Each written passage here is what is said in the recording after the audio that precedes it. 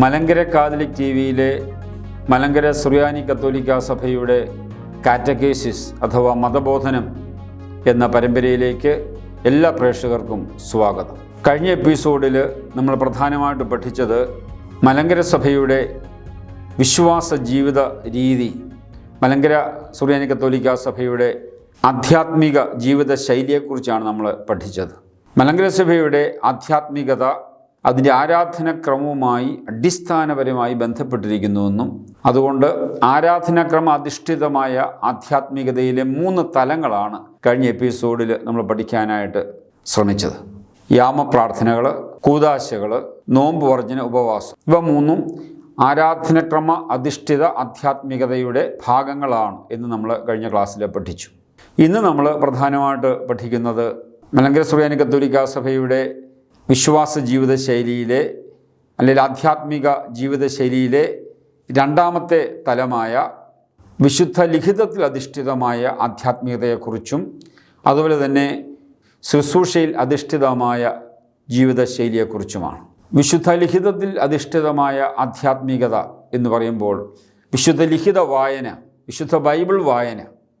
അപ്പോൾ നമുക്ക് 4ാമത്തെ ആധ്യാത്മിക ശൈലിയായിട്ട് നമുക്കത് കാണാനായിട്ട് സാധിക്കും. 1 യാമപ്രാർത്ഥന, 2 കൂദാശകൾ, 3 നോമ്പ് വർജന, ഉപവാസം, 4ാമത്തേത് വിശുദ്ധ ലിഖിത വായന.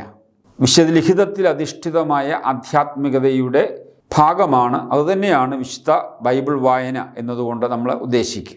വിശുദ്ധ ലിഖിതവും വിശുദ്ധ കുർബാനയും തമ്മിൽ അഭേദ്യമായി ബന്ധപ്പെട്ടിരിക്കുന്നു എന്ന് നമുക്കറിയാം. യേശുക്രിസ്തുവിൻ്റെ തുടർച്ചയാണ് സഭ, യേശുക്രിസ്തുവിൻ്റെ ശരീരമാണ് സഭ. യേശു തൻ്റെ പരസ്യ ജീവിതകാലത്ത് നടത്തിയ ശുശ്രൂഷകളും പ്രവർത്തനങ്ങളും തൻ്റെ സംസാരവും തൻ്റെ വാക്കുകളുമെല്ലാം ഇന്നും സഭയിലൂടെ തുടരുന്നു. ദൈവസ്നേഹത്തിൻ്റെ സ്പർശനങ്ങളാണ് കൂദാശകൾ. കൂദാശയിലൂടെ ഇന്നും നാം ദൈവത്തെ അനുഭവിക്കുന്നു. എന്നാൽ ദൈവസ്നേഹത്തിൻ്റെ വാക്കുകളാണ് വിശുദ്ധ ലിഖിതം. വിശുദ്ധ ബൈബിളിലൂടെ നാം ദൈവത്തെ ശ്രവിക്കുന്നു. യേശുക്രിസ്തുവിൻ്റെ മരണ ഉത്ഥാന ശേഷം യേശുക്രിസ്തു 2 രീതിയിലാണ് സഭയിൽ ജീവിക്കുന്നത്. സഭയാകുന്ന ഭവനത്തിൽ യേശുക്രിസ്തു ജീവിക്കുന്നത് 2 തലത്തിലാണ്. ഒന്നാമതായിട്ട് വിശുദ്ധ കൂദാശകളിലൂടെ അഥവാ വിശുദ്ധ കുർബാനയിലൂടെ, രണ്ടാമതായി വിശുദ്ധ ലിഖിതത്തിലൂടെ.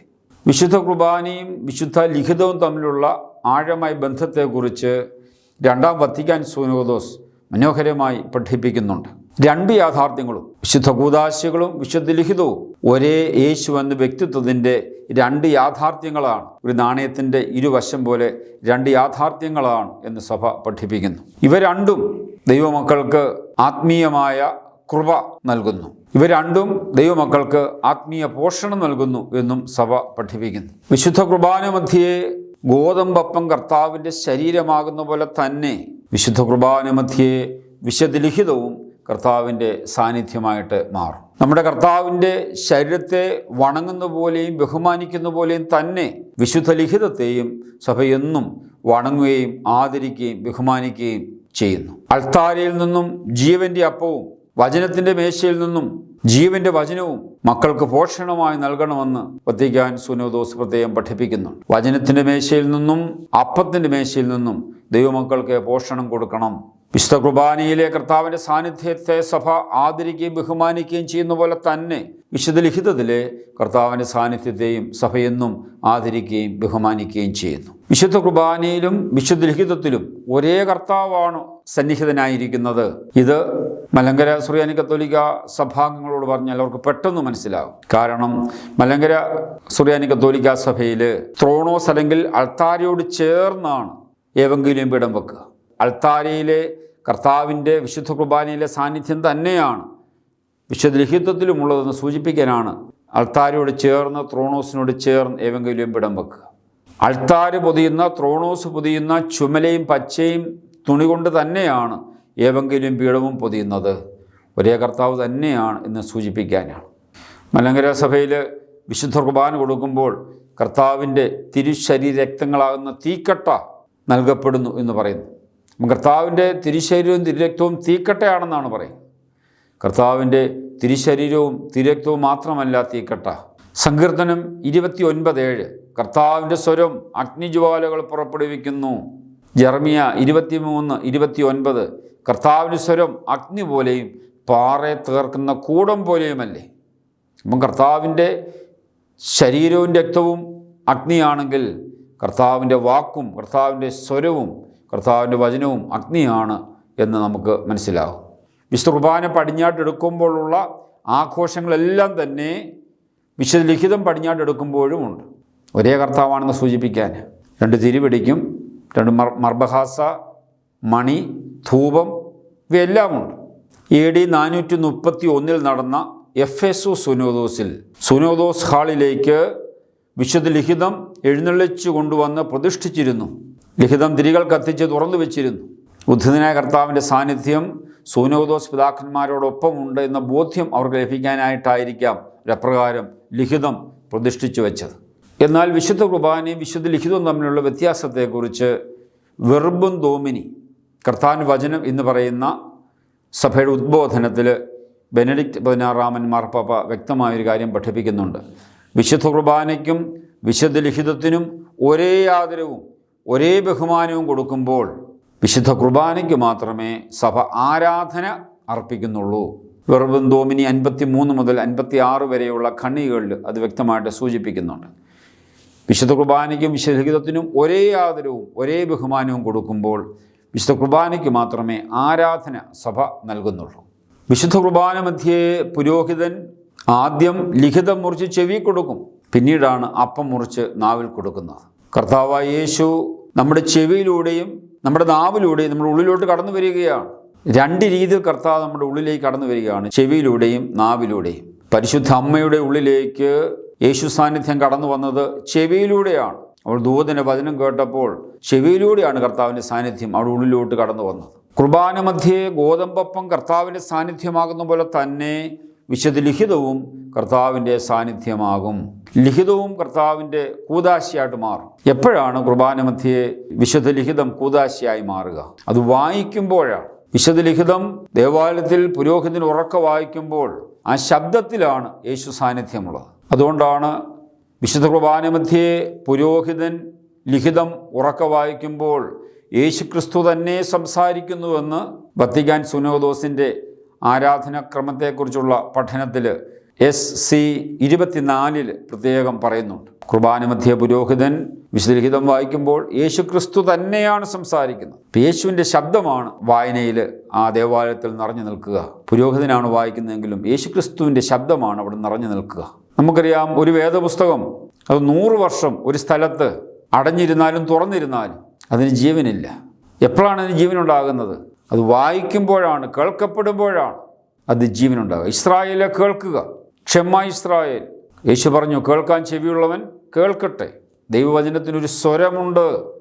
അപ്പോൾ ദൈവവചനം അത് കേൾക്കുമ്പോഴാണ് അത് ലൈവായിത്തീരുക, അത് ജീവനുള്ളതായിത്തീരുക. വിശുദ്ധ കുർബാന മധ്യേ പുരോഹിതൻ ലിഖിതം വായിക്കുമ്പോൾ അത് കൂദാശയായിത്തീരും. സക്രമെൻറ്റാലിറ്റി ഓഫ് ദ സ്ക്രിപ്ചർ അത് കൂദാശയായിത്തീരും, കർത്താവിൻ്റെ സാന്നിധ്യമായിത്തീരും. അത് മനസ്സിലാക്കാൻ ഒരു ഉദാഹരണം ഞാൻ സൂചിപ്പിക്കാം. ഞാൻ ഒരു ദേവാലയത്തിൽ മൈക്കിലൂടെ ഉച്ചത്തിൽ പ്രസംഗിച്ചുകൊണ്ടിരിക്കുകയാണ്. എന്നെ വളരെ പരിചയമുള്ള ഒരാൾ ദേവാലയത്തിന് പുറത്ത്, ചുറ്റുമതിലിന് പുറത്ത് നിൽക്കുകയാണ്. അദ്ദേഹം ആ സ്വരം കേട്ടിട്ട് അദ്ദേഹം പെട്ടെന്ന് പറയും, ആ സംസാരിക്കുന്നത് ആൻ്റണി കാക്കനാട്ടച്ചനാണ്. ഒരു കാര്യം അദ്ദേഹത്തിന് തീർച്ചയുണ്ട്, എൻ്റെ ശബ്ദം അവിടെ ഉണ്ടെങ്കിൽ ഞാൻ അവിടെ വ്യക്തിപരമായി സന്നിഹിതനാണ്. അപ്പോൾ എന്നെ കേട്ടുകൊണ്ട് അദ്ദേഹം പറയുകയാണ്, ഞാൻ അവിടെ ഉണ്ട്, എൻ്റെ ശബ്ദം അവിടെ ഉള്ളതുകൊണ്ട് ഞാൻ അവിടെ സന്നിഹിതനാണ് എന്ന് അദ്ദേഹത്തിന് തീർച്ചയാണ്. അപ്പോൾ എൻ്റെ ശബ്ദമുള്ളിടത്ത് ഞാനെന്ന വ്യക്തിപരമായി സന്നിഹിതനാണ്. എൻ്റെ ശബ്ദമുള്ളിടത്ത് ഞാനെന്ന വ്യക്തിപരമായി സന്നിഹിതനാണെങ്കിൽ യേശുവിൻ്റെ ശബ്ദം എവിടെ കേൾക്കുമോ അവിടെ യേശു എന്ന വ്യക്തിപരമായി സന്നിഹിതനാകും. ദേവാലയത്തിൽ പുരോഹിതൻ ലിഖിതം വായിക്കുമ്പോൾ യേശുവിൻ്റെ ശബ്ദം ആ ദേവാലയത്തിൽ നിറയുമ്പോൾ അവിടെ യേശു എന്ന വ്യക്തിയാണ് സന്നിഹിതനാകുക. യേശുവിൻ്റെ സാന്നിധ്യമാണ് ദേവാലയം മുഴുവൻ നിറഞ്ഞു നിൽക്കുക. അപ്പോൾ വിശുദ്ധ ലിഖിതം വായിക്കുമ്പോൾ യേശുവിൻ്റെ സാന്നിധ്യം അവിടെ നിറയുമ്പോൾ ലിഖിതം കൂദാശയായിത്തീരും. ലിഖിതം കയ്യിലെടുക്കുമ്പോൾ നമ്മുടെ കൈ ശുദ്ധീകരിക്കപ്പെടും. അക്ഷരത്തിലൂടെ കണ്ണുകൾ ഓടുമ്പോൾ നമ്മുടെ കണ്ണ് ശുദ്ധീകരിക്കപ്പെടും. വായിക്കുമ്പോൾ നമ്മുടെ വായ ശുദ്ധീകരിക്കപ്പെടും. കേൾക്കുമ്പോൾ നമ്മുടെ ചെവി ശുദ്ധീകരിക്കപ്പെടും. കർത്താവിൻ്റെ വചനം നമ്മെ ശുദ്ധീകരിക്കും. ഞാൻ നിങ്ങളോട് പറഞ്ഞ വചനം നിമിത്തം നിങ്ങൾ ശുദ്ധിയുള്ളവരായിരിക്കുന്നു. യോഹന്നാൻ 15:3. കർത്താവിൻ്റെ വചനം അത് കൂദാശയാകും, നമ്മെ ശുദ്ധീകരിക്കുന്ന കർത്താവിൻ്റെ സാന്നിധ്യമായി മാറും. അത് പള്ളിയിൽ വെച്ച് മാത്രമല്ല, പള്ളിയിൽ പുരോഹിതൻ ലിഖിതം വായിക്കുമ്പോൾ ആ ലിഖിതം കൂദാശയാകുന്ന പോലെ തന്നെ നാമും വിശുദ്ധ ലിഖിതം നമ്മുടെ ഭവനത്തിൽ ഉറക്കെ വായിക്കുമ്പോൾ അതും കൂദാശയായി തീരും. ഭവനത്തിൽ നമ്മൾ വിശുദ്ധ ലിഖിതം ഉറക്കെ വായിക്കുമ്പോൾ, ആ ലിഖിതം കയ്യിലെടുക്കുമ്പോൾ നമ്മുടെ കൈ ശുദ്ധീകരിക്കപ്പെടുകയും, വായിക്കുമ്പോൾ നമ്മുടെ വായ് ശുദ്ധീകരിക്കപ്പെടുകയും, അക്ഷരത്തിലൂടെ കണ്ണോടുമ്പോൾ കണ്ണ് ശുദ്ധീകരിക്കപ്പെടുകയും, കേൾക്കുമ്പോൾ നമ്മുടെ ചെവി ശുദ്ധീകരിക്കപ്പെടുകയും ചെയ്യും. വിശുദ്ധ കുർബാന മധ്യേ പുരോഹിതൻ ലിഖിതം മുറിച്ച് ചെവിയിലേക്ക് കൊടുക്കുകയാണ്. എന്നാൽ വിശുദ്ധ കുർബാന മധ്യേ പുരോഹിതൻ വിശുദ്ധ കുർബാന നാവിലേക്ക് കൊടുക്കുമ്പോൾ എത്ര ഒരുക്കത്തോടാണ് ആളുകൾ കടന്നു വരിക, എത്ര ഭയഭക്തിയോടെയാണ് കർത്താവിനെ സ്വീകരിക്കാനായിട്ട് കടന്നു വരിക. നാവിലൂടെ കർത്താവിനെ സ്വീകരിക്കാൻ കടന്നു വരുന്ന അതേ വിശ്വാസി ഒരുപക്ഷെ ചിലപ്പോഴെങ്കിലും വളരെ അശ്രദ്ധമായിട്ട് വിശുദ്ധ ലിഖിതം മുറിച്ച് ചെവി കൊടുക്കുമ്പോൾ ദേവാലയത്തിലായിരിക്കുന്നു എന്നുള്ളത് വേദനാജനകമാണ്. ഒരേ കർത്താവ് 2 ഫോർമാറ്റിൽ നമ്മുടെ ഉള്ളിലേക്ക് കടന്നു വരികയാണ്. ഒന്ന് നാവിലൂടെയും മറ്റൊന്ന് ചെവിയിലൂടെയും. ഒരേ പുരോഹിതനാണ് അപ്പം മുറിച്ച് നാവിൽ കൊടുക്കുന്നതും ലിഖിതം മുറിച്ച് ചെവി കൊടുക്കുന്നതും. മക്കൾക്ക് ചൊല്ലും ചോറും കൊടുത്ത് വളർത്തണമെന്ന് നാട്ടിൻപുറത്ത് പറയും. വിശുദ്ധ കുർബാന മധ്യേ ആദ്യം വചനത്തിൻ്റെ മേശയിൽ നിന്ന് ചൊല്ലു കൊടുക്കും, പിന്നെ അപ്പത്തിൻ്റെ മേശയിൽ നിന്ന് ചോറ് കൊടുക്കും. ആത്മീയ ഭക്ഷണമാണ് രണ്ടും. അതുകൊണ്ടാണ് ബെനഡിക്റ്റ് 16 മാർപ്പാപ്പ പറഞ്ഞു, വിശുദ്ധ കുർബാന കൊടുക്കുമ്പോൾ ഒരു തുള്ളി തിരുരക്തം താഴെ വീണാൽ നിങ്ങൾ വേദനിക്കും. വിശുദ്ധ കുർബാന കൊടുക്കുമ്പോൾ കുർബാന താഴെ പോയാൽ നിങ്ങൾക്ക് നൊമ്പരമുണ്ടാകും. മാർപ്പാപ്പ പറയുകയാണ്, താഴെ പോകുന്ന തൂകിപ്പോകുന്ന ഒരു തുള്ളി തിരുരക്തത്തെക്കുറിച്ച് നിങ്ങൾക്ക് നൊമ്പരമുണ്ടെങ്കിൽ പാഴായി പോകുന്ന വചനം, കേൾക്കപ്പെടാതെ പോകുന്ന വചനം, അതിനെക്കുറിച്ച് ആർക്കും നൊമ്പരമില്ല. വിശുദ്ധ കുർബാന മധ്യേ പുരോഹിതൻ ലിഖിതം മുറിച്ച് കൊടുക്കുമ്പോൾ അശ്രദ്ധമായിരിക്കുന്നതും അസ്വസ്ഥമായിരിക്കുന്നതും ഉറങ്ങുന്നതും കേൾക്കാതിരിക്കുന്നതുമെല്ലാം താഴെ പോകുന്ന തിരുരക്തത്തിന് തുല്യമാണ്. ഒരു വ്യക്തി കുർബാന സ്വീകരിക്കാൻ വരുമ്പോൾ പുരോഹിതൻ്റെ അടുത്ത് വരെ വന്നിട്ട് വാ തുറക്കുന്നില്ലെങ്കിൽ അതിൻ്റെ അർത്ഥം എന്താണ്? എനിക്ക് വേണ്ട എന്നാണ്. അച്ഛൻ്റെ അടുത്ത് വരെ വന്നു, വായിലേക്ക് വിശുദ്ധ കുർബാന കൊടുക്കുമ്പോൾ വാ തുറക്കുന്നില്ലെങ്കിൽ അത് ഡിനൈ ചെയ്യുകയാണ്, എനിക്ക് വേണ്ട എന്നതിൻ്റെ അടയാളമാണ്. അതുപോലെ പുരോഹിതൻ ലിഖിതം മുറിച്ച് ചെവിയിൽ കൊടുക്കുമ്പോൾ എനിക്ക് വേണ്ട എന്ന് ഡിനൈ ചെയ്യുന്നതിൻ്റെ അടയാളമാണ് കുനിഞ്ഞിരിക്കുന്നതും ഉറങ്ങുന്നതും അസ്വസ്ഥമായിരിക്കുന്നതും. ചെവി അടയ്ക്കുകയാണ്, ഹൃദയം അടയ്ക്കുകയാണ്. ഇത് പുരോഹിതനോടുള്ള അവഹേളനമല്ല, പിന്നെയോ യേശുക്രിസ്തുവിനോട് തന്നെയുള്ള അവഹേളനമാണ്. അതുകൊണ്ടാണ് മാർപ്പാപ്പ പറഞ്ഞത്, കേൾക്കപ്പെടാതെ പോകുന്ന വചനം, നഷ്ടപ്പെട്ടു പോകുന്ന വചനം താഴെ വീഴുന്ന ഓരോ തുള്ളി തിരുരക്തത്തിനും തുല്യമാണ്. വിശുദ്ധ കുർബാനയും വിശുദ്ധ ലിഖിതവും തമ്മിൽ എത്രമാത്രം അഭേദ്യം ബന്ധപ്പെട്ടിരിക്കുന്നുവെന്ന് മാർപ്പാപ്പയുടെ വാക്കുകൾ നമുക്ക് ബോധ്യമാകും. നമ്മൾ വിശുദ്ധ ലിഖിതവും വിശുദ്ധ കുർബാനയും തമ്മിലുള്ള ബന്ധത്തെക്കുറിച്ച് നമ്മൾ മനസ്സിലാക്കുകയായിരുന്നു. കത്തോലിക്കാ സഭയിൽ വിശുദ്ധ കുർബാനയെക്കുറിച്ചുള്ള ആഴമായ ബോധ്യം നമുക്കുള്ളത് കൊണ്ട്, അനുഭവം നമുക്കുള്ളത് കൊണ്ട് വിശുദ്ധ ലിഖിതത്തെക്കുറിച്ചും അതേ രീതിയിൽ നമുക്ക് മനസ്സിലാക്കുന്നതിന് സാധിക്കും. വിശുദ്ധ ലിഖിതം ദേവാലയത്തിൽ വായിക്കുമ്പോൾ അത് കൂദാശയായി തീരുമെന്ന് ഞാൻ സൂചിപ്പിക്കുകയുണ്ടായി. ദേവാലയത്തിൽ മാത്രമല്ല, വിശുദ്ധ ലിഖിതം ഭവനത്തിൽ വായിക്കുമ്പോഴും അത് കൂദാശയാകും. എപ്പോഴൊക്കെ നാം വിശുദ്ധ ലിഖിതം ഉറക്കെ വായിക്കുമോ ആ ശബ്ദത്തിൽ യേശു സാന്നിധ്യമുണ്ട്. നമ്മുടെ ഭവനങ്ങളിൽ ത്രിസന്ധിക്കും രാവിലെയും ഒക്കെ നമ്മൾ വിശുദ്ധ ലിഖിതം വായിക്കുന്ന പാരമ്പര്യമുണ്ട്. എന്തിനാണ് ത്രിസന്ധിക്ക് ബൈബിൾ വായിക്കുക, അല്ലെങ്കിൽ രാവിലെ ബൈബിൾ വായിക്കുക? ഒരു മലങ്കരക്കാരൻ രാവിലെയും വൈകിട്ടും വിശുദ്ധ ലിഖിതം വായിക്കാൻ കടപ്പെട്ടിരിക്കുന്നു. വിശുദ്ധ ലിഖിതം വായിക്കുമ്പോൾ ദൈവം നമ്മോട് സംസാരിക്കും. വിശുദ്ധ ലിഖിതം വായിക്കുമ്പോൾ ദൈവം നമ്മോട് സംസാരിക്കും. പ്രാർത്ഥിക്കുമ്പോൾ നമ്മൾ ദൈവത്തോട് സംസാരിക്കും. വിശുദ്ധ അഗസ്തീനോസ് പറഞ്ഞതാണത്. നീ വേദപുസ്തകം വായിക്കുമ്പോൾ ദൈവം നിന്നോട് സംസാരിക്കും, നീ പ്രാർത്ഥിക്കുമ്പോൾ നീ ദൈവത്തോട് സംസാരിക്കും. അപ്പോൾ എപ്പോൾ നമ്മൾ വിശുദ്ധ ലിഖിതം വായിക്കുമോ ദൈവം നമ്മോട് സംസാരിക്കുകയാണ്. ഒരു ദിവസം ആരംഭിക്കുന്നതും ഒരു ദിവസം അവസാനിപ്പിക്കുന്നതും കർത്താവിനെ കേട്ടുകൊണ്ട് വേണം, കർത്താവിൻ്റെ വാക്കുകൾ കേട്ടുകൊണ്ട് വേണം. ഇപ്പം ത്രിസന്ധിക്ക് നമ്മൾ വിശുദ്ധ ലിഖിതം വായിക്കും ഭവനങ്ങളിൽ. നമുക്കറിയാം, നമ്മുടെ അടുത്തൊക്കെ താമസിക്കുന്ന ഹിന്ദു സഹോദരങ്ങൾ ത്രിസന്ധിക്ക് അവർ വാതിക്കൽ വിളക്ക് വെച്ച് നാമം ജപിക്കും. നടവാതിക്കൽ വാതിലിൻ്റെ പടിയലാണ് വിളക്ക് വെക്കുക. എന്താണ് ത്രിസന്ധ്യ? അത് 3 സമയമാണ്. പകല്, രാത്രി, രാത്രിയും പകലും ചേരുന്ന ആ നിമിഷം, അതാ ത്രിസന്ധ്യ. 3 സമയങ്ങളൊരു കോമ്പിനേഷൻ അവിടെയുണ്ട്. സൂര്യൻ, പ്രകാശം, പകലെല്ലാം ഈശ്വര സാന്നിധ്യത്തിൻ്റെ പ്രതീകമാണ്. അസ്തമയം, പടിഞ്ഞാറ്, ഇരുട്ട്, അന്ധകാരം എല്ലാം തിന്മയുടെ പ്രതീകമാണ്. അതുകൊണ്ടാണ് മാമോദീസായിൽ പടിഞ്ഞാട്ട് തിരിഞ്ഞെന്ന് സാത്താനെ ഉപേക്ഷിക്കുന്നതും കിഴക്കോട്ട് തിരിഞ്ഞെന്ന് യേശുവിനെ ഏറ്റുപറയുന്നത്. അപ്പോൾ സന്ധ്യ മയങ്ങുമ്പോൾ അന്ധകാരമാകുമ്പോൾ ഇരുട്ട് വീട്ടിലോട്ട് കയറും. ദൈവസാന്നിധ്യം അവസാനിച്ച് തിന്മ ഉള്ളിലോട്ട് കയറാതിരിക്കാൻ വീടിൻ്റെ വാതിലൊരു വഴിയാണ്, കയറാനും ഇറങ്ങാനുമുള്ള വഴിയാണ്, അത് ബ്ലോക്ക് ചെയ്യുകയാണ്. അപ്പോൾ പ്രകാശം അസ്തമിച്ച് രാത്രി ആരംഭിക്കുമ്പോൾ വീടിൻ്റെ വാതിലിലൂടെ ഇരുട്ടുള്ളിലോട്ട് കയറാതിരിക്കാൻ, തിന്മ ഉള്ളിലോട്ട് കയറാതിരിക്കാൻ ആർട്ടിഫിഷ്യലായിട്ട് ഈശ്വര സാന്നിധ്യം നമ്മൾ പ്രതിഷ്ഠിക്കുകയാണ്. തിരി കത്തിച്ച് വെച്ച്, വിളക്ക് കത്തിച്ച്, പ്രകാശമുണ്ടാക്കി ആ വാതിൽ അടയ്ക്കുകയാണ്, തിന്മ ഇങ്ങോട്ട് കയറാതിരിക്കാൻ. ഇതുതന്നെയാണ് ക്രിസ്തീയ ഭവനങ്ങളും ചെയ്യുക. ത്രിസന്ധ്യയ്ക്ക് നമ്മൾ തിരി കത്തിച്ച് ബൈബിൾ വായിക്കുന്ന രീതി നമ്മുടെ ഭവനങ്ങളുണ്ട്. ത്രിസന്ധ്യയ്ക്ക് നമ്മൾ തിരി കത്തിച്ച് ബൈബിൾ ഉറക്കെ വായിക്കുമ്പോൾ ആ ശബ്ദത്തിൽ ആ വീടിനുള്ളിൽ ഈശ്വര സാന്നിധ്യം നിറയും. വീട്ടിൽ മാത്രമല്ല, ആ ശബ്ദം വീടിന് പുറത്തേക്കും കേൾക്കും. അതുകൊണ്ടാണ് കാരണവന്മാർ പറയും ബൈബിൾ ഉറക്കെ വായിക്കണം. ആ ശബ്ദം വീടിനുള്ളിലും വീടിന് പുറത്തും കേൾക്കുമ്പോൾ ആ ശബ്ദത്തിൽ ഈശ്വര സാന്നിധ്യം നിറഞ്ഞു നിൽക്കും. തിന്മ അവിടേക്ക് കടക്കത്തില്ല. തിന്മ നമ്മുടെ ഭവനത്തിലേക്ക് കടക്കാത്ത വിധം യേശു സാന്നിധ്യം നമ്മുടെ ഭവനത്തിനുള്ളിൽ, നമ്മുടെ ഭവനത്തിന് പുറത്ത്, നമ്മുടെ ഭവനത്തിന് കോട്ട ചുറ്റും ഈശ്വര സാന്നിധ്യം കൊണ്ട് ഭവനം നിറയും. അങ്ങനെയുള്ള ഭവനത്തിൽ, ഈശ്വര സാന്നിധ്യം നിറഞ്ഞു നിൽക്കുന്ന ഭവനത്തിൽ, അവിടെ അപ്പൻ പറയുന്ന ഭാഷ അമ്മയ്ക്ക് മനസ്സിലാകും, അമ്മയുടെ ഭാഷ അപ്പന് മനസ്സിലാകും, അപ്പൻ്റെ അമ്മയുടെയും ഭാഷ മക്കൾക്ക് മനസ്സിലാകും, മക്കളുടെ ഭാഷ മാതാപിതാക്കൾക്ക്. അവിടെ ഹൃദയം ഒന്നിപ്പിക്കും, അവിടെ ഹൃദയം ഒന്നിക്കും, മനസ്സൊന്നിക്കും, ഭാഷ ഒന്നിക്കും. അതാണ് പെന്തക്കോസ്തി. വിശുദ്ധ ലിഖിതം വായിക്കാത്ത ഭവനങ്ങളിൽ, ഈശ്വര സാന്നിധ്യം പ്രതിഷ്ഠിക്കപ്പെടാത്ത ഭവനങ്ങളിൽ അപ്പനെന്ന് പറഞ്ഞാൽ അമ്മയ്ക്കത് മനസ്സിലാകണമെന്നില്ല. അമ്മ പറയുന്ന അപ്പന് മനസ്സിലാകത്തില്ല, അപ്പനും അമ്മയും പറയുന്ന മക്കൾക്ക്, മക്കൾ പറയുന്ന മാതാപിതാക്കൾക്ക്. അതാണ് ബാബേൽ. പിശാച് ഭാഷ ചിതറിക്കും, ഹൃദയങ്ങളെ ചിതറിക്കും. മലയാളമാണ് പറയുന്നതെങ്കിലും ഉൾക്കൊള്ളാൻ സാധിക്കാതെ, മനസ്സിലാകാൻ സാധിക്കാത്ത വിധം ഹൃദയങ്ങൾ ചിതറി നിൽക്കും.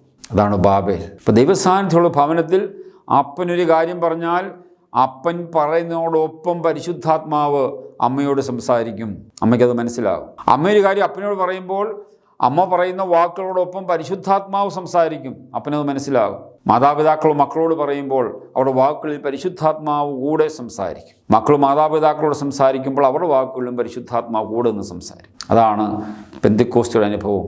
അല്ലാത്ത വീട്ടിൽ അപ്പനൊരു കാര്യം പറഞ്ഞാൽ അപ്പൻ്റെ വാക്കുകളോട് ചേർന്ന് പിശാചാണ് സംസാരിക്കുക. അമ്മയ്ക്ക് ഉൾക്കൊള്ളാൻ സാധിക്കാത്തത് പിശാച് പറയും, ആ പറയുന്നതൊന്നും ശരിയല്ല.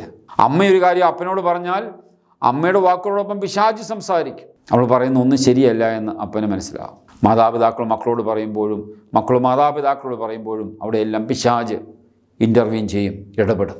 എൻ്റെ പ്രിയ സഹോദരങ്ങളെ, വിശുദ്ധ ലിഖിതം നമ്മുടെ ഭവനത്തിൽ നാം വായിച്ച് പ്രതിഷ്ഠിക്കുമ്പോൾ യേശുവിൻ്റെ സാന്നിധ്യത്തെ പ്രതിഷ്ഠിക്കുകയാണ്. വിശുദ്ധ കുർബാന നമുക്ക് വീട്ടിൽ കൊണ്ടുവെക്കാൻ അവകാശമില്ല. പകരം വീട്ടിൽ നമുക്ക് പ്രതിഷ്ഠിക്കാൻ തന്നിരിക്കുന്ന യേശുവിൻ്റെ സാന്നിധ്യമാണ് വിശുദ്ധ ലിഖിതം. സുവിശേഷ സംഘത്തിൻ്റെ ശുശ്രൂഷയുമായി ആയിരക്കണക്കിന് വീടുകളിൽ പോകാൻ എനിക്കിടയായിട്ടുണ്ട്. പല വീട്ടിലും ചെല്ലുമ്പോൾ ബൈബിൾ വെക്കാനൊരിടം പല വീട്ടിലുമില്ല. ഒരുപക്ഷെ വലിയ വീടുകളായിരിക്കാം, കോടികൾ മുടക്കി പണിത വീടുകളായിരിക്കാം. വിശുദ്ധ ലിഖിതം വെക്കാൻ ഒരു ഇടം എൻ്റെ വീട്ടിലുണ്ടോ? വിശുദ്ധ ലിഖിതം ഒന്ന് തുറന്നു വെക്കാൻ, 2 തിരി കത്തിച്ച് വെക്കാൻ, അതിൻ്റെ മുമ്പിലൊരു കുരിശ്, ഇത്രയെങ്കിലും മിനിമം നമുക്കൊരു ഭവനത്തിൽ ആവശ്യമാണ്. നമുക്ക് അത്യാവശ്യം ഒന്ന് പ്രാർത്ഥിക്കണമെങ്കിൽ പെട്ടെന്ന് തിരി ഒന്ന് കത്തിച്ച് വിശുദ്ധ ലിഖിതം തുറന്നു വെച്ച് കർത്താവിൻ്റെ സന്നിധിയിൽ ഒരു ലിഖിത ഭാഗം വായിച്ച് ഒന്ന് പ്രാർത്ഥിക്കാൻ നമുക്ക് സാധിക്കും. പുരോഹിതൻ വീട്ടിൽ വരുമ്പോൾ നമുക്ക് പ്രാർത്ഥിക്കാമെന്ന് പറയുമ്പോൾ ബൈബിൾ തപ്പാൻ പോകണം, തിരിയെടുക്കാൻ പോകണം. പലപ്പോഴും തിരിയൊന്നും പല ഭവനത്തിലും കാണാറില്ല. അപ്പോൾ നമ്മുടെ ഭവനത്തിൽ വിശുദ്ധ ലിഖിതത്തിന് വേണ്ടി ഒരു ഇടം നമ്മൾ കണ്ടെത്തണം. 2 തിരിയും ഒരു കുരിശും ഒരു ബൈബിൾ സ്റ്റാൻഡും ഏറ്റവും മിനിമം ഒരു മലങ്കര സുറിയാനി കത്തോലിക്ക ഭവനത്തിൽ ആവശ്യമാണ്. നമ്മൾ സന്ധ്യയ്ക്ക് വിശുദ്ധ ലിഖിതം വായിക്കുമ്പോൾ 2 ബൈബിൾ ഉണ്ടായിരിക്കും, നല്ലതാണ്. ഒരു ബൈബിള് 2 തിരി കത്തിച്ച് ഒരു കുരിശും വെച്ച് തുറന്നു വെക്കുന്നത് വളരെ അനുഗ്രഹപ്രദമാണ്. ബൈബിൾ വായന കഴിഞ്ഞ് പ്രാർത്ഥന കഴിയുമ്പോൾ തുറന്നു വെച്ച ബൈബിൾ അടച്ചു വെക്കാവുന്നതാണ്, അപ്പോൾ തിരി ഊതാവുന്നതുമാണ്. വിശുദ്ധ ലിഖിതത്തോടുള്ള വലിയൊരു പാഷൻ നമുക്ക് ആവശ്യമാണ്, അതിനോടുള്ളൊരു ബന്ധം നമുക്ക് ആവശ്യമാണ്. കൂദാശകൾ കർത്താവിൻ്റെ സ്പർശനമാണെങ്കിൽ, ദൈവം നമ്മെ സ്പർശിക്കുന്ന അനുഭവമാണെങ്കിൽ വിശുദ്ധ ലിഖിതത്തിലൂടെ ദൈവം നമ്മോട് സംസാരിക്കുകയാണ്. വിശുദ്ധ ലിഖിതത്തിൽ അധിഷ്ഠിതമായ ആധ്യാത്മികതയെക്കുറിച്ച് നമ്മൾ പഠിക്കുകയായിരുന്നു. കൂദാശകളിലൂടെ, പ്രത്യേകിച്ച് കുർബാനിലൂടെ, നമ്മുടെ നാവിലൂടെ കർത്താവിൻ്റെ ഉള്ളിലേക്ക് കടന്നു വന്ന് നമ്മളും ഫിസിക്കൽ കോണ്ടാക്റ്റ് വരെ ആകുന്ന വലിയൊരു സംസർഗത്തിൻ്റെ നിമിഷമാണ് കൂദാശകൾ അല്ലെങ്കിൽ വിശുദ്ധ കുർബാന. എന്നാൽ വിശുദ്ധ ലിഖിതത്തിലൂടെ കർത്താവ് നമ്മുടെ ചെവിയിലൂടെ നമ്മുടെ ഉള്ളിലോട്ട് കടന്നു വന്ന് നമ്മിൽ വാസമുറപ്പിക്കുകയാണ്. അതുകൊണ്ട് വിശുദ്ധ കുർബാനയും വിശുദ്ധ ലിഖിതവും സഭയുടെ ഏറ്റവും അടിസ്ഥാനപരമായ 2 യാഥാർത്ഥ്യങ്ങളാണ്. നമ്മുടെ ആധ്യാത്മിക പോഷണത്തിന് ദൈവം തന്നിരിക്കുന്ന 2 യാഥാർത്ഥ്യങ്ങളാണ്. യേശു ക്രിസ്തു ഇന്ന് സഭയിൽ ജീവിക്കുന്ന രണ്ട് യാഥാർത്ഥ്യങ്ങളാണ് വിശുദ്ധ കുർബാനയും വിശുദ്ധ ലിഖിതവും. അപ്പോൾ തമ്മിലുള്ള ബന്ധവും നമ്മൾ മനസ്സിലാക്കി. വിശുദ്ധ ലിഖിതം എങ്ങനെ വായിക്കണം, എങ്ങനെ ധ്യാനിക്കണം, എങ്ങനെ പ്രാർത്ഥിക്കണം, അതിനെക്കുറിച്ച് നമുക്ക് അല്പമായിട്ട് നമുക്ക് ചിന്തിക്കാം. വിശുദ്ധ ലിഖിതത്തിൻ്റെ വായനയെ പരമ്പരാഗതമായി മനസ്സിലാക്കുന്ന ഒരു പദമാണ് ലെക്സിയോ ദിവീന. ലത്തീൻ പദമാണത്. ലെക്സിയോ എന്ന് വെച്ചാൽ വായന, റീഡിങ്. ദിവീന എന്ന് വെച്ചാൽ ഡിവൈൻ, വിശുദ്ധ വായന. മറ്റു വാക്കിൽ പറഞ്ഞാൽ വിശുദ്ധ ഗ്രന്ഥത്തിൻ്റെ വിശുദ്ധ വായന. 3-ാം നൂറ്റാണ്ടിൽ ജീവിച്ചിരുന്ന സഭാപിതാവായ ഒരിജനാണ് ഈ വേദവായന രീതി ആരംഭിച്ചത്. സന്യാസ ആശ്രമങ്ങളിലും മഠങ്ങളിലുമൊക്കെ ഈ വേദവായന രീതി പരമ്പരാഗതമായി തുടരുന്നുണ്ട്. അപ്പോൾ വിശുദ്ധ ഗ്രന്ഥം എങ്ങനെ വായിക്കണം, എങ്ങനെ ധ്യാനിക്കണം, എങ്ങനെ പ്രാർത്ഥിക്കണം, നമ്മുടെ വ്യക്തി ജീവിതത്തിൽ വിശുദ്ധ ലിഖിത വായന എങ്ങനെ ഒരു ആധ്യാത്മിക രീതിയായി നമുക്ക് വളർത്തിയെടുക്കാനായിട്ട് സാധിക്കും. ഈ വേദവായന രീതി ഒരു വ്യക്തിക്ക് തനിച്ചും കുടുംബത്തിൽ അപ്പനും അമ്മയും മക്കളും ചേർന്നിരുന്നും അല്ലെങ്കിൽ മറ്റ് വ്യക്തികൾ ഒന്നു ചേർന്നൊരു കൂട്ടായ്മയിലും നമുക്ക് ചെയ്യുവാനായിട്ട് സാധിക്കും. 6 തലങ്ങളിലൂടെയാണ് ഈ വേദവായന രീതി വളർന്നു വരിക. അതിനാമുഖമായിട്ടൊരു പശ്ചാത്തലം ഒരുക്കണം. നമ്മൾ ബൈബിൾ വായിക്കാൻ ആരംഭിക്കുമ്പോൾ ഒരു മില്യു ക്രിയേറ്റ് ചെയ്യണം. We need A divine മില്യു. ഒരു ദൈവിക അന്തരീക്ഷം നമ്മൾ രൂപപ്പെടുത്തണം. നമ്മൾ പത്രം വായിക്കുന്ന പോലെയോ TV കാണുന്ന പോലെയോ അല്ല, ഇതൊരു ദൈവിക കർമ്മമാണ്. ആ ബോധ്യം നമുക്ക് വരാൻ വേണ്ടി നമ്മൾ സ്വസ്ഥമായൊരു സ്ഥലം തിരഞ്ഞെടുക്കണം. 2 തിരി കത്തിച്ച് വെച്ച് ബൈബിള് തുറന്നു വെക്കണം. കർത്താവിൻ്റെ സാന്നിധ്യത്തെ പ്രതിഷ്ഠിക്കുകയാണ്.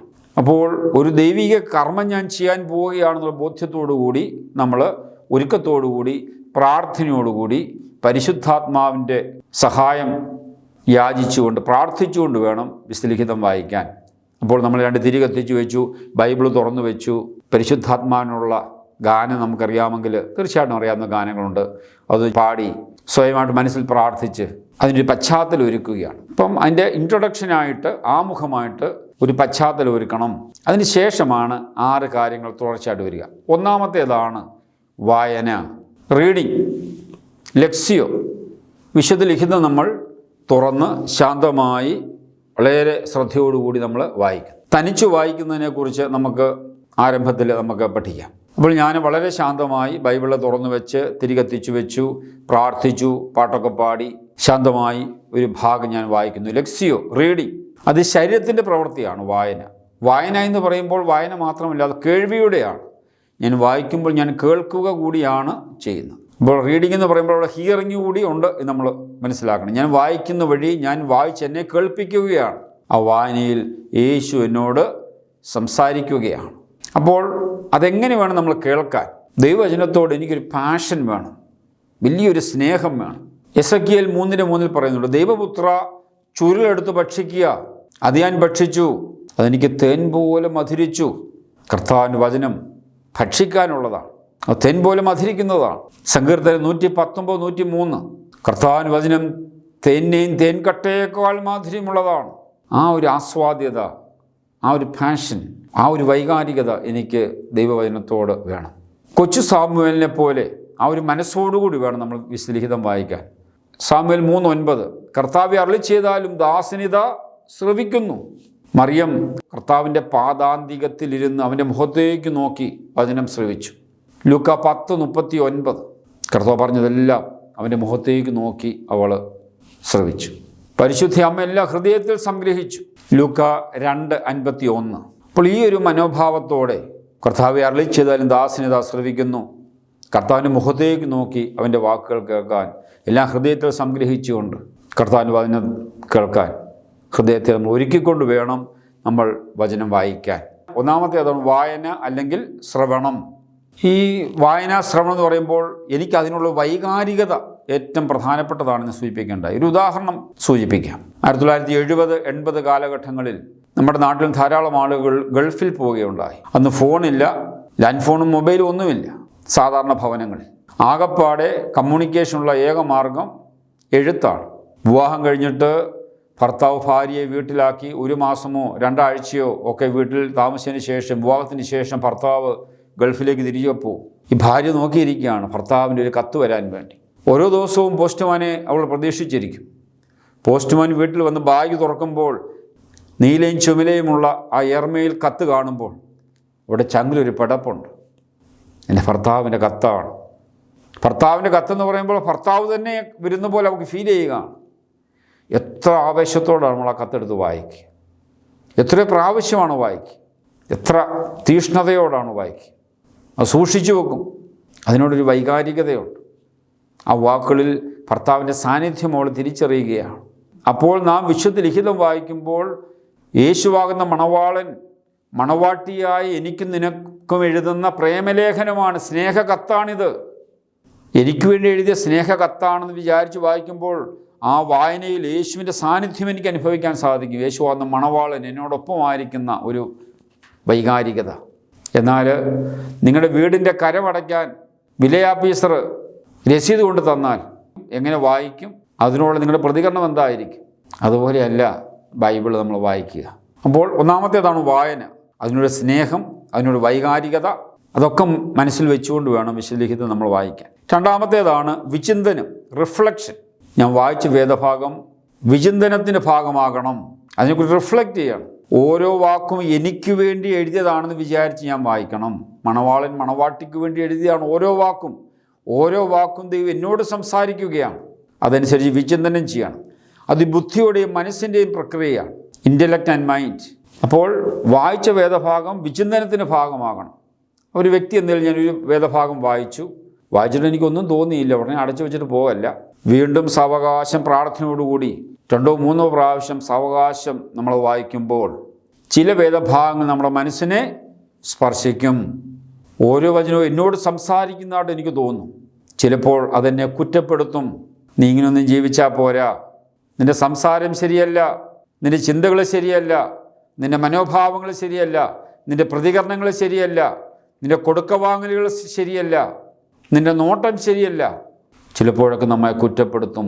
അതൊക്കെ നമ്മളൊരു മാനസാന്തരത്തിലേക്കും അനുതാപത്തിലേക്കും ഒക്കെ നയിക്കും. നമ്മുടെ ഉള്ളിൽ അനുതാപത്തിൻ്റെ ചിന്തകൾ രൂപപ്പെടും. നമ്മുടെ കുറവുകളെക്കുറിച്ചും നമ്മുടെ തിന്മകളെക്കുറിച്ചും തെറ്റുകളെക്കുറിച്ചും ഒക്കെ ദൈവം തൻ്റെ വാക്കിലൂടെ നമ്മെ ചിന്തിപ്പിക്കും. അനുതാപത്തിൻ്റെ പശ്ചാത്താപത്തിൻ്റെ ചിന്തകൾ എൻ്റെ ഉള്ളിൽ ശക്തമാകും. ചിലപ്പോഴൊക്കെ ദൈവം നമുക്ക് തന്ന വലിയ കൃപകളെക്കുറിച്ചുള്ള വലിയ ബോധ്യം നമുക്ക് തരും. പ്രതിസന്ധികൾ ദൈവം നമുക്ക് കൈത്താങ്ങായ അനുഭവങ്ങൾ, ചില നിമിഷങ്ങളൊക്കെ കർത്താവ് കൂടിയായി നമ്മളെ ബലപ്പെടുത്തിയ നിമിഷങ്ങൾ, ചിലപ്പോഴൊക്കെ മറ്റുള്ളവർക്ക് നന്മ ചെയ്യാനും അവരെ സ്നേഹിക്കാനും ഒക്കെ സാധിച്ച നിമിഷങ്ങൾ ഒക്കെ നമ്മളെ ഓർമ്മിപ്പിക്കും. അപ്പോൾ നമ്മുടെ ഉള്ളിൽ നന്ദിയുടെ ചിന്തകൾ രൂപപ്പെടും. ചിലപ്പോഴൊക്കെ നമ്മൾ നല്ലത് ആഗ്രഹിക്കുകയും നല്ലപോലെ ചെയ്യണമെന്നൊക്കെ പ്രതീക്ഷിക്കുകയും ചെയ്തുകൊണ്ട് ജീവിക്കുമ്പോഴും നമ്മൾ തെറ്റിലേക്ക് പോകുന്ന നമ്മുടെ കഴിവില്ലായ്മയെക്കുറിച്ചുള്ള ചിന്ത. ഞാൻ നല്ലതാണ് ആഗ്രഹിച്ചത്, നല്ലത് പറയാനാണ് പോയത്, പക്ഷേ അതൊന്നും എനിക്ക് സാധിച്ചില്ല. ഞാൻ ദുർഭകനായ മനുഷ്യൻ. എൻ്റെ കഴിവില്ലായ്മയെക്കുറിച്ച്, എൻ്റെ പാപങ്ങളെക്കുറിച്ചുള്ള ബോധ്യം, എൻ്റെ പരിമിതികളെക്കുറിച്ചുള്ള ബോധ്യം. അപ്പം കർത്താവിൻ്റെ ശക്തിയില്ലാതെ എനിക്കൊരു ആഴപ്പെട്ട ആത്മീയത ജീവിക്കാൻ സാധിക്കുകയില്ല എന്നുള്ള ബോധ്യത്തിൽ അപേക്ഷയുടെ ചിന്ത, യാചനയുടെ ചിന്ത, എൻ്റെ കഴിവില്ലായ്മയിൽ ഞാൻ ദൈവത്തോട് യാചിക്കുകയാണ്. നാലാമതായിട്ട് ദൈവം എൻ്റെ ഉള്ളിലോട്ട് കടന്നു വരുമ്പോൾ ആ ദൈവത്തെക്കുറിച്ചുള്ള വലിയ ചിന്തകൾ, ആ ദൈവത്തിൻ്റെ മഹത്വം, ദൈവത്തിൻ്റെ ശക്തി, അതിനെക്കുറിച്ചൊക്കെ ഞാൻ ഓർക്കുമ്പോൾ, ദൈവത്തിന് വലിയ സ്നേഹം, ആ കാരുണ്യം, അതൊക്കെ ഞാൻ ഓർക്കുമ്പോൾ നമ്മുടെ ഉള്ളിൽ ആരാധനയുടെയും സ്തുതിപ്പിൻ്റെയും ചിന്തകൾ നമ്മുടെ ഉള്ളിൽ രൂപപ്പെടും. അപ്പോൾ ഓരോ വാക്കും എന്നോട് പറയുന്നു എന്ന് കരുതി ഞാൻ വായിക്കുമ്പോൾ എനിക്ക് അത് അനുഭവമാകും. എന്നോടാണ് ഓരോ വാക്ക് സംസാരിക്കുന്നത്. പണ്ടൊരു കരിസ്മാറ്റിക് ധ്യാനത്തിനൊരു കള്ളുകുടിയൻ ധ്യാനം കൂടാൻ പോയി. അവൻ അടിച്ച് പൂസായിട്ടാണ് പോയത്. അവിടെ പോയി ധ്യാനത്തിനിടയ്ക്ക് അവൻ ഉറങ്ങിപ്പോയി. അവൻ കണ്ണു തുറന്നപ്പോൾ ധ്യാനഗുരു പറഞ്ഞു, പൗലോസ്ലീഹ റോമാക്കാർക്ക് എഴുതിയ ലേഖനം അവനൊട്ടും ഇഷ്ടപ്പെട്ടില്ല. അവൻ പ്രതികരിക്കാനൊക്കെ തുടങ്ങിയാലും പിന്നെ അവൻ അച്ഛനില്ലയോ എന്നൊക്കെ വിചാരിച്ച് അവൻ അങ്ങടങ്ങി. വീണ്ടും അവൻ കണ്ണു തുറന്നപ്പോൾ അച്ഛൻ പറഞ്ഞു, പൗലോസ്ലീഹ കോറിന്തോസുകാർക്ക് എഴുതിയ ലേഖനം. അവൻ ആ പാടെ അസ്വസ്ഥനായി ചാടി അങ്ങ് എഴുന്നേറ്റ്. പിന്നെയും അച്ഛനാണെന്ന് വിചാരിച്ച് അവൻ അങ്ങിരുന്നു. പിന്നെ അവൻ കണ്ണു തുറന്നപ്പോൾ അച്ഛൻ പറഞ്ഞു, പൗലോസ്ലീഹ ഗലാത്യർക്ക് എഴുതിയ ലേഖനം. അവനാകെ വയലൻ്റായി. അവൻ ചാടി എഴുന്നേറ്റ് അച്ഛനോട് ചോദിച്ചു, അച്ഛാ പൗലോസ്ലീഹ ഇന്ത്യക്കാർക്ക് വല്ലതും എഴുതിയിട്ടുണ്ടോ എന്ന് ചോദിച്ചു. പൗലോസ്ലീഹ ഇന്ത്യക്കാർക്ക് വല്ലതും എഴുതിയിട്ടുണ്ടോ? പൗലോസ്ലീഹ കോറിന്തോസുകാർക്കും റോമാക്കാർക്കും ഗലാത്യർക്കും എഴുതിയിട്ട് എനിക്കെന്നാ കാര്യം? അവൻ മദ്യത്തിൻ്റെ ലഹരിയിലായിരുന്നെങ്കിലും അവൻ്റെ ഉള്ളിൽ ബോധമുണ്ടായിരുന്നു. അച്ഛാ പൗലോസ്ലീഹ ഇന്ത്യക്കാർക്ക്, കേരളക്കാർക്ക് എനിക്ക് വല്ലതും എഴുതിയിട്ടുണ്ടോ? ഉണ്ടെങ്കിൽ പറ. അപ്പം എനിക്ക് വല്ലതും എഴുതിയിട്ടുണ്ടോ എന്നാ ചോദ്യം. എനിക്ക് വേണ്ടിയാണ് ഓരോ വാക്കും എഴുതിയിരിക്കുന്നുള്ള ബോധ്യത്തിൽ വായിക്കുമ്പോൾ ആ വേദഭാഗങ്ങൾക്കൊക്കെ വലിയ അർത്ഥം രൂപപ്പെടും. രണ്ടാമത്തേതാണ് റിഫ്ലക്ഷൻ, വിചിന്തനം. മൂന്നാമത്തേതാണ് പ്രാർത്ഥന, പ്രയർ. അപ്പം ഞാൻ വായിച്ചത്, വിചിന്തനം ചെയ്തത് എൻ്റെ ഉള്ളിൽ പ്രാർത്ഥനയായി ദൈവസന്നിധിയിലേക്ക് ഉയരും. പ്രാർത്ഥന എന്ന് പറയുന്നത് വാഗുകൊണ്ട് നാം വെക്കുന്ന കുറേ സ്വരങ്ങളല്ല, അതൊരു ബന്ധത്തിൽ രൂപപ്പെടുന്ന മനസ്സിൻ്റെ നെടുവീർപ്പുകളാണ്. എൻ്റെ ഹൃദയത്തിൽ നിന്നാണ് പ്രാർത്ഥന ഉയരുക. വായന ശരീരത്തിൻ്റെ ഭാഷയായിരുന്നെങ്കിൽ, വിചിന്തനം ബുദ്ധിയുടെയും മനസ്സിൻ്റെയും ഭാഷയായിരുന്നെങ്കിൽ, പ്രാർത്ഥന ഹൃദയത്തിൻ്റെ ഭാഷയാണ്. ഹൃദയത്തിൽ നിന്നാണ് പ്രാർത്ഥന മുകളിലേക്ക് ഉയരുക. എൻ്റെ ഹൃദയ നൊമ്പരങ്ങളാണ് ദൈവസന്നിധിയിലേക്ക് ഉയരുക.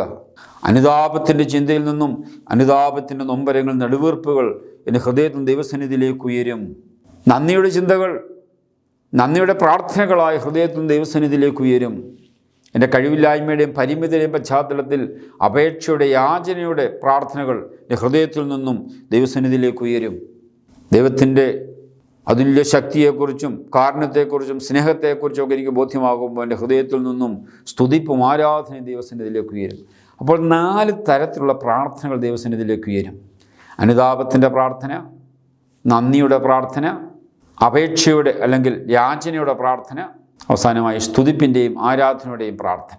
അപ്പം 4 പ്രാർത്ഥനാ രീതികൾ നമുക്ക് നമ്മുടെ ഉള്ളിൽ രൂപപ്പെടുകയും നമുക്ക് ദൈവസന്നിധിയിലേക്ക് നമ്മുടെ ഹൃദയത്തിൽ നിന്നും പ്രാർത്ഥന ഉയരുകയും ചെയ്യും. നാലാമത്തേത് പൂർണ്ണ ധ്യാനം, കോണ്ടംപ്ലേഷൻ എന്ന് പറയും. പൂർണ്ണ ധ്യാനം. ഇവിടെ ശബ്ദവും സ്വരവും ഒന്നുമില്ല. എൻ്റെ ആത്മാവ് ദൈവാത്മാവിനോട് സംവദിക്കുകയാണ്.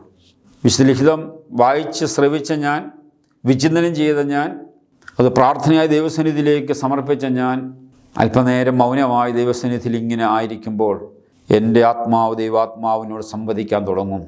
അവിടെ ശബ്ദവും സ്വരവുമൊന്നുമില്ല. എൻ്റെ ആത്മാവ് ദൈവാത്മാവുമായിട്ട് സംവദിക്കുമ്പോൾ അവിടെ ചില ഭാഷകൾ രൂപപ്പെട്ടേക്കാം.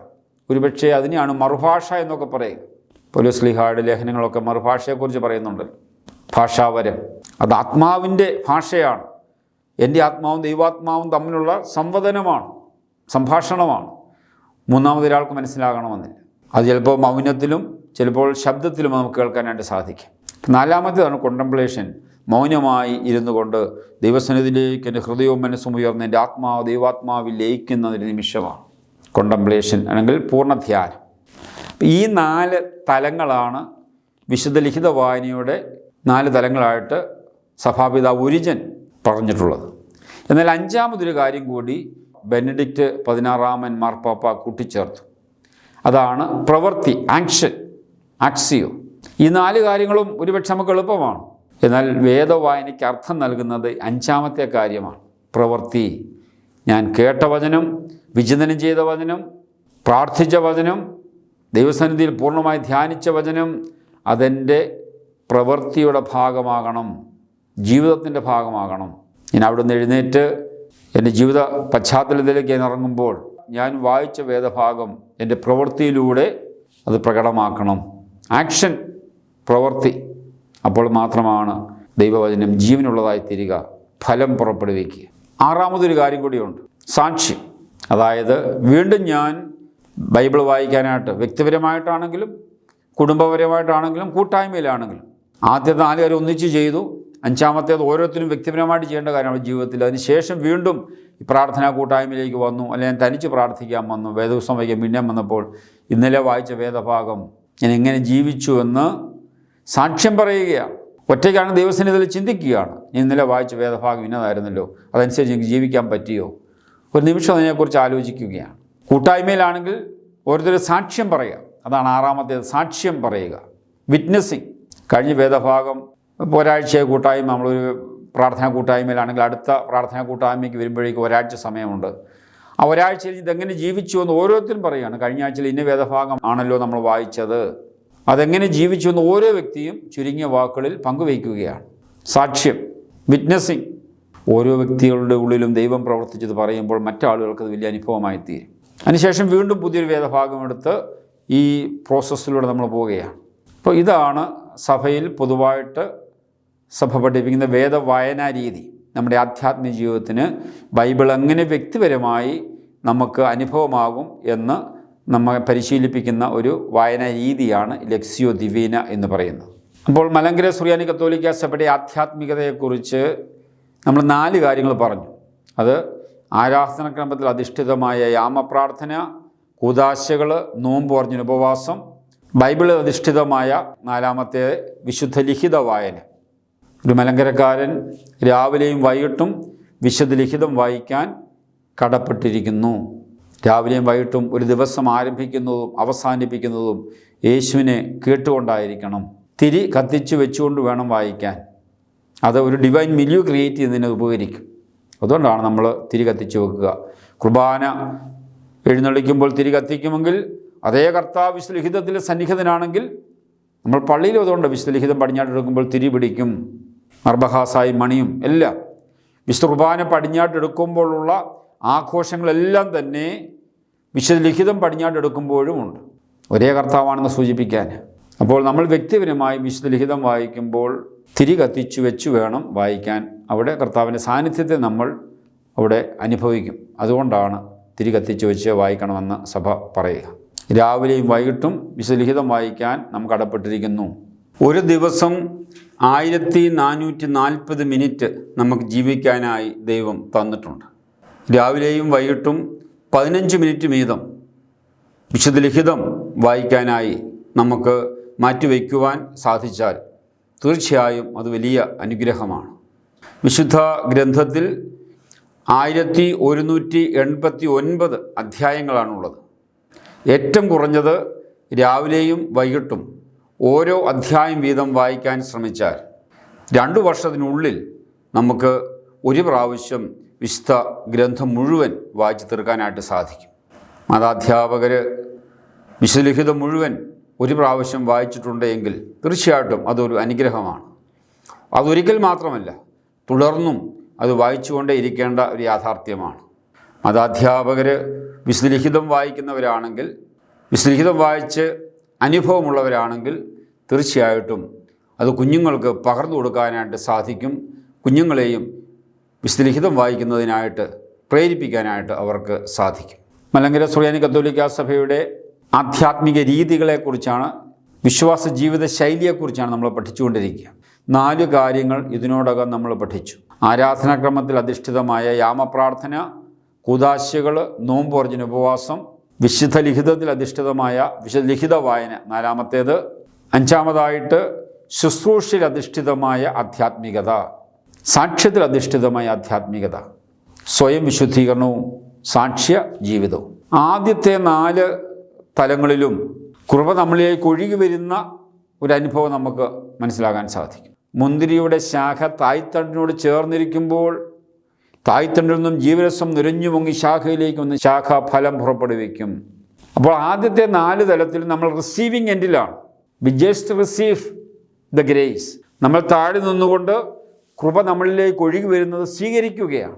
അപ്പം നമ്മൾ റിസീവിങ് എൻഡിൽ നിന്നുകൊണ്ട് കൃപ സ്വീകരിക്കുന്ന നിമിഷങ്ങളാണ് ഈ 4 തലങ്ങളും. മുന്തിരിയുടെ ശാഖ തായ്തണ്ടിനോട് ചേർന്നിരുന്ന് പവർ ഹൗസിൽ നിന്നും ശക്തി സ്വീകരിക്കുകയാണ്. എന്നാൽ 5-മത്തേത് വ്യത്യസ്തമാണ്. നമ്മളിലേക്ക് വന്ന കർത്താവിൻ്റെ സാന്നിധ്യം, കൃപ നമ്മളിൽ നടത്തുന്ന പ്രവർത്തനങ്ങളാണ് 5-മത്തേത്. 5-മത്തെ തലത്തിൽ 2 ഭാഗമുണ്ട്, സ്വയം വിശുദ്ധീകരണവും സാക്ഷി ജീവിതവും. 1-മത്തേതാണ് സ്വയം വിശുദ്ധീകരണം. കർത്താവിൻ്റെ കൃപ എന്നിലേക്ക് ഒഴുകി വന്നെങ്കിൽ, കർത്താവിൻ്റെ ശക്തി ഈ 4 തലങ്ങളിലൂടെ എൻ്റെ ഹൃദയത്തിലേക്കും മനസ്സിലേക്കും ഒഴുകി വന്നെങ്കിൽ, ചെവിയിലൂടെയും നാവിലൂടെയും ഒക്കെ എൻ്റെ ഉള്ളിലോട്ട് കടന്നു വന്നെങ്കിൽ, ഈ യേശു എന്നിൽ വിശുദ്ധീകരണം നടത്തും, ഞാൻ വിശുദ്ധീകരിക്കപ്പെടും. നമ്മൾ ആദ്യ ക്ലാസ്സിൽ പഠിക്കുകയുണ്ടായി, ക്രിസ്തു ഉള്ളിലുള്ളവനാണ് ക്രിസ്ത്യാനി. എത്ര പേരുടെ ഉള്ളിൽ യേശു ഉണ്ട് എന്നുള്ളതാണ് ചോദ്യം. യേശു ഉള്ളിലോട്ട് കടന്നു വരാനുള്ള 2 വഴികളാണ് ആരാധനക്രമാധിഷ്ഠിത ആധ്യാത്മികതയും വിശുദ്ധ ലിഖിത അധിഷ്ഠിത ആധ്യാത്മികതയും. അപ്പോൾ യേശു എൻ്റെ ഉള്ളിൽ വന്ന് വസിക്കണമെങ്കിൽ അതിനൊരു കാര്യം ആവശ്യമാണ്. നമ്മൾ പഠിച്ചു, നമ്മുടെ ഉള്ളിലെ അശുദ്ധിയെ, തിന്മയെ, തെറ്റുകളെ പുറത്തു കളയണം. പ്രകൃതി നിയമത്തെക്കുറിച്ച് നമ്മൾ പഠിച്ചു. ഉള്ളിലെ കാർബൺ ഡൈ ഓക്സൈഡ് പുറത്തു കളയാതെ ആർക്കും ഓക്സിജൻ എടുക്കാൻ സാധ്യമല്ല. ഉള്ളിലെ അശുദ്ധവായുവിനെ പുറത്തു കളയണം, എങ്കിലേ ശുദ്ധവായു എടുക്കാൻ നമുക്ക് സാധിക്കുകയുള്ളൂ. എത്രമാത്രം അശുദ്ധവായു പുറത്തു പോകും അത്രമാത്രം ശുദ്ധവായു ഉള്ളിലോട്ട് കടന്നു വരും. അപ്പോൾ വിശുദ്ധീകരിക്കപ്പെട്ട ഒരു ഹൃദയത്തിലേക്കും മനസ്സിലേക്കുമാണ് യേശു കടന്നു വരുന്നതെങ്കിൽ മാത്രമേ യേശു അവിടെ വസിക്കുകയുള്ളൂ. അതുകൊണ്ടാണ് വിശുദ്ധ മത്തായി 5:8 നമ്മൾ വായിക്കുന്നു, ഹൃദയശുദ്ധിയുള്ളവർ ഭാഗ്യവാന്മാർ, അവർ ദൈവത്തെ കാണും. വിശുദ്ധി കൂടാതെ ആർക്കും ദൈവത്തെ ദർശിക്കുക സാധ്യമല്ല. ഹെബ്രായർ 12:4. അപ്പോൾ ക്രിസ്തു ഉള്ളോട്ട് വന്നു കഴിയുമ്പോൾ നമ്മുടെ ഉള്ളിൽ വിശുദ്ധീകരണം നടക്കും. വിശുദ്ധിയുള്ള ഹൃദയത്തിലെ ദൈവത്തിന് വസിക്കാൻ സാധിക്കത്തുള്ളൂ, യേശുവിന് വസിക്കാൻ സാധിക്കുകയുള്ളൂ. ഇനി എൻ്റെ ഉള്ളിലിരുന്ന് എന്നെ നിയന്ത്രിക്കുന്നത് യേശുവാണ്. He's the driving force.